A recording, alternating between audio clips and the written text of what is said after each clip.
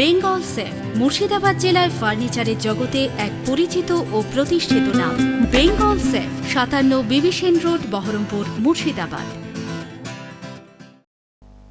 আরও মানবিক হয়ে উঠল সাগরদিঘি উইনার ওয়েলফেয়ার ট্রাস্ট ও মানব কল্যাণ যুব চ্যারিটেবল ফাউন্ডেশন। বছর ৬২-র বৃদ্ধা শিপ্রা মণ্ডল অসুস্থতার কারণে সাগরদিঘি সুপার স্পেশালিটি হাসপাতালে চিকিৎসাধীন অবস্থায় রয়েছে। জরুরি রক্তের প্রয়োজন আছে বলে জানান চিকিৎসকেরা। রোগীর পরিবার তড়িঘড়ি রক্তের সন্ধানে বেরিয়ে পড়লেও মেলেনি রক্ত।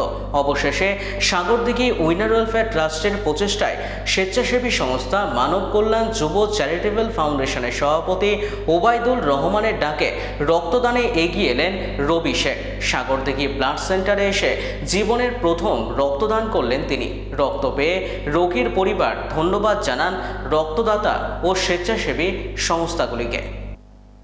রক্তদানটা করলাম। শিপ্রা মণ্ডল, আমার নাম রবি, আর আমার বাড়ি হলো হুকারহাট। এটা আমাদের গ্রুপের মাধ্যমে জানতে পারলাম, মানব কল্যাণ যুব চ্যারিটেবল ফাউন্ডেশন। আমরা সব সদস্য, আমরা সংগঠনের সদস্য। এটা ফার্স্ট টাইম আমার। বেঙ্গল সেফ মুর্শিদাবাদ জেলায় ফার্নিচারের জগতে এক পরিচিত ও প্রতিষ্ঠিত নাম। বেঙ্গল সেফ ৫৭ বিবি সেন রোড, বহরমপুর, মুর্শিদাবাদ।